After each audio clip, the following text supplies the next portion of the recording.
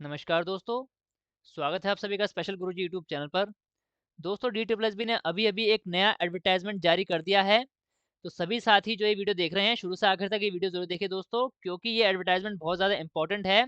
जो D triple S B और Delhi government ने अपने रिक्रूटमेंट रूल्स चेंज किए हैं, उसको ध्यान में रखते हुए।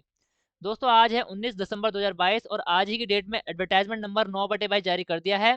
इसमें दोस्तों सिर्फ़ और सिर्फ़ एक ही पोस्ट की यहाँ पर सब्जेक्ट की वैकेंसी निकाली है, जो कि है पीजीटी इकोनॉमिक्स और वो भी फीमेल्स के लिए दोस्तों।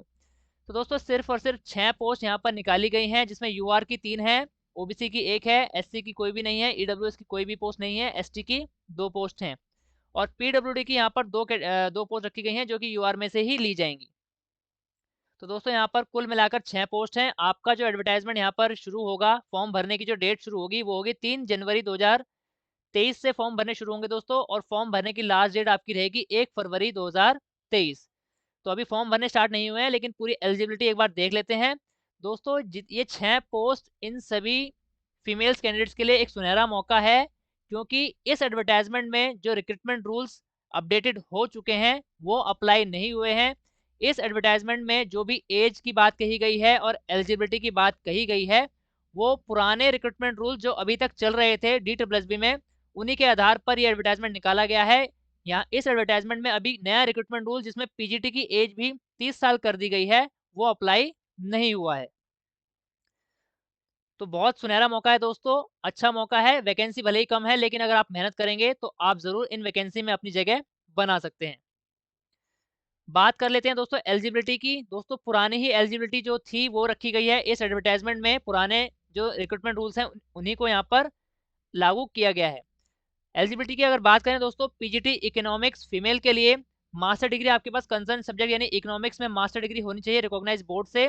दूसरा यहाँ पर डिग्री डिप्लोमा। दोस्तों डिप्लोमा पढ़कर यहाँ पर कंफ्यूज मत होना, बहुत सारे कैंडिडेट्स ऐसे हैं जो डिप्लोमा को डिप्लोमा इन एजुकेशन या फिर ईटीई मानकर अप्लाई करते हैं और खुद को एलिजिबल मानते हैं। पीजीटी इकोनॉमिक्स के लिए डिप्लोमा एलिजिबल नहीं है। अगर आपके पास बीएड है तो आप एलिजिबल माने जाएंगे, अदरवाइज किसी भी तरह का डिप्लोमा इसमें एलिजिबल नहीं माना जाएगा। अब बात कर लेते हैं, अगर आपके पास बीएड नहीं है और मास्टर डिग्री है तो भी आप इसमें अप्लाई कर सकते हैं। किस तरीके से अप्लाई कर सकते हैं? जो पहले अप्लाई कर चुके हैं, जिनको पता है पीजीटी का रूल क्या है, वो लोग जानते हैं। Qualification mention serial number 2 above relaxation in case of candidates. तो दोस्तों जो 2 नंबर की क्वालिफिकेशन यहाँ पर बताई गई है जिसमें डिग्री मांगी गई है, उसमें रिलैक्सेशन दिया जाएगा अगर आप इनमें से कोई भी दो में से कोई भी एक कंडीशन पूरी करते हैं। Having obtained PhD degree in the subject concern from a recognised university. दोस्तों अगर आपके पास बीएड नहीं है अभी, लेकिन आपके पास कंसर्न सब्जेक्ट यानी इकोनॉमिक्स में पीएचडी की डिग्री है, तो भी आप इस पोस्ट के लिए एलिजिबल माने जाएंगे। अगली यहाँ पर बात बोली गई है, having obtained first division in higher secondary degree and post graduate examination with the mandatory condition that the candidate will acquire the BEd BT qualification within a period not exceeding 3 years from the date of his joining in the service। दोस्तों दूसरी यहाँ पर condition अगर आप पूरी करते हैं, दूसरी कंडीशन ये है कि अगर आपके pass through out first division degree है यानी 10वीं 12वीं ग्रेजुएशन और इसके साथ साथ मास्टर डिग्री एमए इकोनॉमिक्स, इन सभी में आपकी फर्स्ट डिवीजन यानी 60% से अधिक मार्क्स आपने ला रखे हैं और आपके पास बीएड नहीं है, तो भी आप पीजीटी इकोनॉमिक्स की इस पोस्ट में एलिजिबल माने जाएंगे। ये पुराने रिक्रूटमेंट रूल्स हैं जो इस वैकेंसी में भी यहाँ पर अप्लाई कर दिए गए हैं। तो ये बहुत ही अच्छा मौका है दोस्तों। क्यों अच्छा मौका है? क्योंकि अभी जो नए रिक्रूटमेंट रूल्स बने हैं उसमें ये वाली कंडीशन, ये वाली जो छूट दी जाती थी कि अगर आपके पास बीएड नहीं है और आप ये कंडीशन पूरी करते हैं तो बिना बीएड के भी आप एलिजिबल हो जाते हैं, उस नए रिक्रूटमेंट रूल्स में ये कंडीशन हटा दी गई है। उसमें बीएड को मैंडेटरी कर दिया गया है और उम्र भी यहाँ पर जनरल के लिए 30 साल कर दी है। लेकिन यहाँ पर जो एज रखी गई है इस पोस्ट के लिए आप यहाँ पर देख सकते हैं बिलो 30 ईयर्स। तो यहाँ पर 36 साल या उससे कम आपकी एज होनी चाहिए। ये पोस्ट सिर्फ और सिर्फ फीमेल्स के लिए है, क्योंकि पीजीटी इकोनॉमिक्स फीमेल लिखा है। इसमें पुराने रिक्रूटमेंट रूल जो अभी तक चल रहे थे वही यहाँ पर लागू हो रहे हैं दोस्तों। जो फॉर्म भरने की लास्ट डेट रहेगी दोस्तों 1 फरवरी 2023 यहाँ पर रहने वाली है। आपको फॉर्म भरने के लिए दोस्तों D triple S B online की वेबसाइट पर जाना होगा। जो साथी पहले से ही डी ट्रिपल एस बी का फॉर्म भरते आ रहे हैं उनको जानकारी है, जो पहली बार डी ट्रिपल एस बी का फॉर्म भरेंगे उनके लिए ये वीडियो देखना बहुत ज़रूरी है।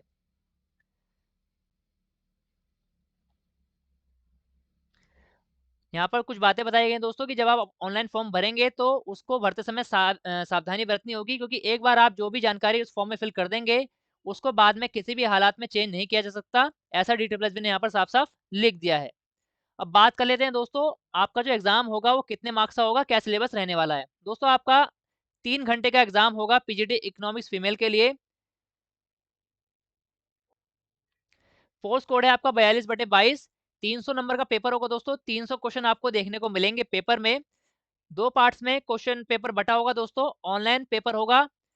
सेक्शन ए रहेगा जिसमें 5 सब्जेक्ट रहेंगे 100 मार्क्स के। 5 सब्जेक्ट आपके सामने आपकी स्क्रीन पर नज़र आ रहे हैं। और सेक्शन बी रहेगा दोस्तों 200 मार्क्स का, जिसमें आपके 200 एमसीक्यू होंगे, जिसमें सब्जेक्ट स्पेसिफिक टीचिंग मेथोडोलॉजी के क्वेश्चन होंगे और इकोनॉमिक्स से रिलेटेड सारा डीप नॉलेज वहाँ पर आपकी जाँच की जाएगी। तो 200 क्वेश्चन उस तरीके से आपसे पूछे जाएँगे। टोटल 3 घंटे का पेपर होगा दोस्तों। दोस्तों बहुत ज़्यादा इंपॉर्टेंट बात जो मैंने ग्रीन कलर से हाइलाइट की है, वो सभी को जानना बहुत ज़रूरी है आपके पेपर के लिए। For applicants of said postcode, the mandatory minimum qualifying marks Tier 1 examination will be applicable only in respect of Section B, which is domain subject specific. There will be there will not be any minimum qualifying marks in Section A. तो दोस्तों आपको समझ आ गया होगा। आप सभी लोग जानते हैं कि DSSB ने अपने एग्जाम्स के लिए मिनिमम क्वालिफाइंग मार्क्स निर्धारित कर रखे हैं सेक्शन ए और बी के लिए। लेकिन ये जो एडवर्टाइजमेंट है इसमें साफ साफ बोल दिया गया है, DSSB ने अपने एग्जामिनेशन स्कीम में कुछ अपडेट किया है। अपडेट ये है दोस्तों कि आपको दोनों सेक्शन ए और सेक्शन बी अलग अलग क्वालिफाई नहीं करना है। यानी अगर आप सेक्शन 1 ए में आपके 10 मार्क्स आते हैं और सेक्शन बी में आपके ज़्यादा मार्क्स आ जाते हैं, मान लीजिए 200 में से 150 मार्क्स आ जाते हैं, तो भी आप मेरिट में आ सकते हैं, क्योंकि यहाँ पर क्वालिफाइंग मार्क्स सिर्फ और सिर्फ पार्ट बी के लिए रखा है। पार्ट ए में मिनिमम मार्क्स आपके यहाँ पर नहीं रखे हैं। तो पहले ये होता था कि आपको सेक्शन ए अलग से पास करना था और सेक्शन बी अलग से पास करना था, लेकिन अब वो क्राइटेरिया हटा दिया गया है। अब आपको सिर्फ और सिर्फ सेक्शन बी में मिनिमम जो मार्क्स रखे हैं DSSB ने, जो कि थे, वो मैं आपको बता दूंगा कि अभी कितने मिनिमम मार्क्स हैं। सिर्फ सेक्शन बी पे वो लागू होगा। सेक्शन ए में आप मिनिमम या मैक्सिमम जितने 100 मार्क्स हैं और मिनिमम आप ला सकते हैं जितने भी लाएंगे। यहाँ पर नेगेटिव मार्किंग होती है दोस्तों 0.25 मार्क्स की, यानी एक क्वेश्चन गलत होने पर आपका एक नंबर हो जाएगा और 1/4 मार्क्स और यहाँ पर कट जाएगा। अब बात कर लेते हैं मिनिमम क्वालिफाइंग मार्क्स कितने रखे हैं दोस्तों। दोस्तों यहाँ पर पार्ट बी 200 मार्क्स का जो है, उसी में आपके मिनिमम मार्क्स यहाँ पर एप्लीकेबल होंगे कि मिनिमम क्वालिफाइंग मार्क्स लाने पड़ेंगे। जनरल और ईडब्ल्यूएस कैटेगरी कैंडिडेट्स को 200 में से 40% मिनिमम नंबर लाने पड़ेंगे, तभी वो आगे मेरिट में आ पाएंगे। अगर आपके 40% से कम रह गए और पार्ट ए में 100 नंबर आ भी गए तो भी आपको डिस्क्वालीफाई कर दिया जाएगा। ओबीसी के लिए दोस्तों, ओबीसी दिल्ली के लिए 35% है, एससी एसटी और पर्सन विद डिसेबिलिटी के लिए 30% यहाँ पर मिनिमम मार्क्स रखे गए हैं।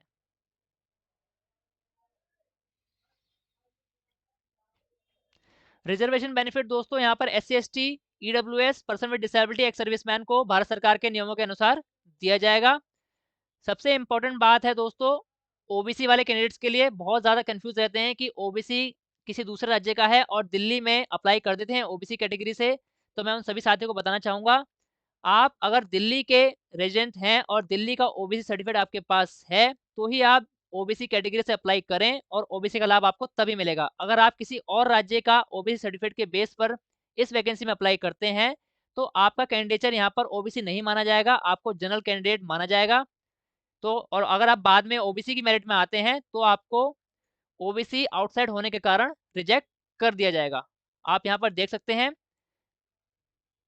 Only OBC Delhi candidates notified by government of NCT Delhi. दोस्तों ओबीसी दिल्ली के रिगार्डिंग हमारे चैनल पर वीडियोस हैं, आप जाकर देख सकते हैं कि कौन सा ओबीसी सर्टिफिकेट दिल्ली DSSB की वैकेंसी में वैलिड होता है और कौन सा नहीं होता है। वीडियो का लिंक दोस्तों आपको ऊपर आई बटन में मिल जाएगा और इसके साथ साथ हमारी इस वीडियो के डिस्क्रिप्शन में भी वो वीडियो का लिंक मिल जाएगा। आपको वहाँ जाकर आप ओबीसी के सारे डाउट्स क्लियर कर सकते हैं। OBC outside candidates will be treated as unreserved candidates and they must apply under your category। तो यहाँ पर साफ साफ बोल्ड अक्षरों में लिख दिया है दोस्तों कि OBC जो दिल्ली से बाहर के साथी हैं, वो OBC से अप्लाई ना करें, वो UR कैटेगरी यानी जनरल कैटेगरी से अप्लाई करें। यहाँ पर बता भी दिया गया है कि कौन से ओबीसी सर्टिफिकेट वैलिड होंगे। Only following 2 types of certificate will be accepted as valid certificate for grant of benefit of reservation of OBC. एक बात और बताया था दोस्तों, जो भी साथी दिल्ली के ओबीसी हैं और इस फीमेल वाली वैकेंसी में अप्लाई करने वाले हैं, पीजीटी इकोनॉमिक्स फीमेल, उन सभी को कट ऑफ डेट जो यहाँ पर 2 फरवरी 2023 रखी गई है, उससे पहले का एनसीएल सर्टिफिकेट भी बनवा लेना है जरूर, क्योंकि एनसीएल सर्टिफिकेट अगर आपका सिलेक्शन हो जाता है तो DSSB द्वारा मांगा जाएगा। इसके साथ साथ यूजर डिपार्टमेंट जो कि आपका दिल्ली गवर्नमेंट होगा, उनके द्वारा भी एनसीएल सर्टिफिकेट मांगा जाएगा, जो कि कट ऑफ डेट से पहले का होना चाहिए। तो अगर आपका एनसीएल सर्टिफिकेट एक्सपायर हो चुका है और इस फाइनेंशियल ईयर जो कि चल रहा है अभी फाइनेंशियल ईयर 2022-23 और आपने एनसीएल सर्टिफिकेट नहीं बनवा रखा है तो आज ही अप्लाई कर दीजिए। 15 से 20 दिनों में आपका एनसीएल सर्टिफिकेट बन जाएगा ताकि आपकी जो फॉर्म भरने की लास्ट डेट से पहले वो सर्टिफिकेट एप्लीकेबल हो जाएगा।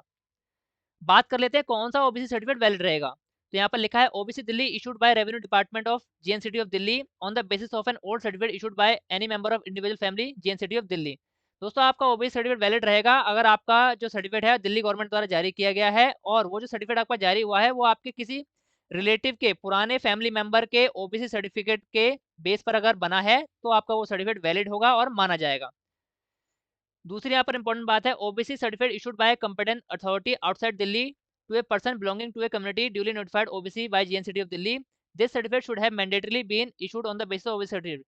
दोस्तों अगर आपका ओबीसी सर्टिफिकेट किसी और राज्य ने इशू करा है लेकिन वो जो सर्टिफिकेट आपका इशू हुआ है वो आपके दिल्ली के आपके मान लीजिए आपके फादर का ओबीसी सर्टिफिकेट दिल्ली का है और आपका जो ओबीसी सर्टिफिकेट है वो यूपी गवर्नमेंट ने बनाया है लेकिन उसमें अगर ये लाइन लिखी है कि ये जो सर्टिफिकेट आपका बना है वो आपके फादर के ओबीसी सर्टिफिकेट के बेस पर बना है जो कि दिल्ली के निवासी है तो भी आपका वो आउटसाइड वाला जो ओबीसी सर्टिफिकेट है वो वैलिड माना जाएगा।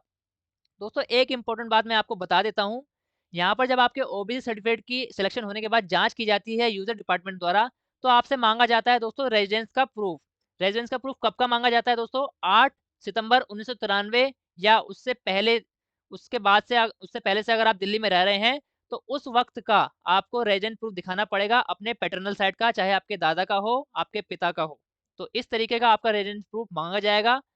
तो अगर आपके पास ये प्रूफ नहीं है तो बहुत सावधानी से ओबीसी कैटेगरी में अप्लाई करें क्योंकि उस समय वो प्रूफ मांगा जाता है और अगर आप वो साबित नहीं कर पाते हैं तो आपको बाद में वहाँ पर रिजेक्शन का सामना भी करना पड़ सकता है। ये रिलैक्सेशन दोस्तों एज में जो आपको मिलने वाला है एससी एसटी के लिए 5 साल है, ओबीसी 3 साल, पीडब्ल्यूडी 10 साल, पीडब्ल्यूडी प्लस एससी एसटी के लिए 15 साल हो जाएगा, पीडब्ल्यूडी प्लस ओबीसी के लिए 13 साल हो जाएगा।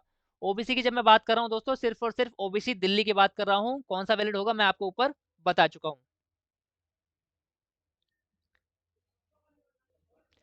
दोस्तों पीजीडी इकोनॉमिक्स की इस वैकेंसी में अप्लाई करने के लिए जो लास्ट डेट है 1 फरवरी 2023 रखी गई है और 1 फरवरी 2023 से पहले पहले आपकी सारी क्वालिफिकेशन सारे कागज बन जाने चाहिए, कंप्लीट होने चाहिए, तभी वो वैलिड माने जाएंगे अगर आपका सिलेक्शन हो जाता है। तो अगर इसके बाद के आपके कागज बनते हैं तो वो आपका कैंडिडेचर कैंसिल कर दिया जाएगा। ये कुछ इंपॉर्टेंट बातें हैं दोस्तों। यहाँ पर साफ साफ बोला गया है कि आप जो भी साथी यहाँ पर अप्लाई करने वाले हैं वो केवल और केवल एक बार रजिस्ट्रेशन करेंगे और एक ही फॉर्म अप्लाई करेंगे। अगर मल्टीपल फॉर्म्स आपने अप्लाई कर दिए अलग अलग रजिस्ट्रेशन करने पर और DSSB को इस बात का पता लग जाता है तो आपके सारे फॉर्म्स कैंसिल कर दिए जाएंगे और आपको एग्जाम में जो फ्यूचर एग्जाम होने वाले हैं उससे भी रिजेक्ट कर दिया जाएगा। फोटो अपलोड दोस्तों यहाँ पर जब आपको करनी पड़ेगी तो आपको यहाँ पर साफ साफ इंस्ट्रक्शन दे दिए गए हैं। रिसेंट कलर पासपोर्ट साइज आपको फोटोग्राफ अपलोड करनी है। पासपोर्ट साइज अब फोटो अपलोड नहीं होती है, वहाँ पर पोस्ट कार्ड साइज बड़ी फोटो 6x4 या 5x7 की फोटो वो आपको जब फॉर्म भरा जाएगा हमारे चैनल पर वीडियो मिल जाएगी, उस साइज की आपको डिजिटल फोटो अपलोड करनी है। फोटो का बैकग्राउंड या तो प्लेन वाइट होना चाहिए या फिर ऑफ वाइट होना चाहिए जिसमें आपका पूरा चेहरा फ्रंट व्यू आपके दोनों आंखें ओपन होनी चाहिए, कान दिखने चाहिए और कंधे नजर आने चाहिए। यहाँ पर साफ साफ लिखा है कि अगर ब्लर फोटो होगी या सिग्नेचर में कोई दिक्कत होगी तो आपका जो कैंडिडेचर है वो रिजेक्ट कर दिया जाएगा, आपका एडमिट कार्ड जारी नहीं किया जाएगा। एग्जाम का सेंटर दोस्तों दिल्ली एनसीआर में रहेगा। अगर जो भी बाहर के साथी अप्लाई करने वाले हैं उनको एग्जाम देने दिल्ली एनसीआर में ही आना पड़ेगा।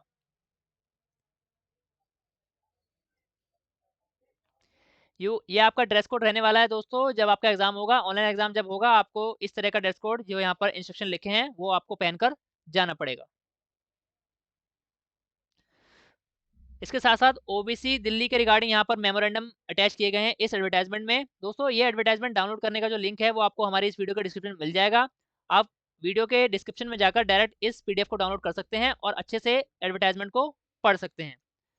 दोस्तों ये था पूरा advertisement, advertisement number 9/22 PGT economics female की वैकेंसी के लिए। मुझे उम्मीद है आपको मेरे द्वारा दी गई सारी जानकारी और सारे इंस्ट्रक्शन अच्छे समझ आ गए होंगे। दोस्तों अगर आपको ये वीडियो और ये जानकारी अच्छी लगी है तो इस वीडियो को ज़्यादा से ज़्यादा लाइक कीजिए। अगर आपके कोई भी डाउट्स रह गए हैं तो आप कमेंट बॉक्स में पूछ सकते हैं, हम पूरी कोशिश करेंगे कि आपके सभी कमेंट्स का सही सही आंसर दे पाएँ। दोस्तों ऑल इंडिया में स्पेशल एजुकेशन और सभी प्रकार की टीचिंग वैकेंसी से जुड़ी ऑथेंटिक जानकारी पाने के लिए हमारे चैनल को सब्सक्राइब कीजिए। इसके साथ साथ वीडियो का नोटिफिकेशन सबसे पहले पाने के लिए बेल आइकन को भी प्रेस कीजिए। धन्यवाद दोस्तों, मिलते हैं आपसे अगली वीडियो में।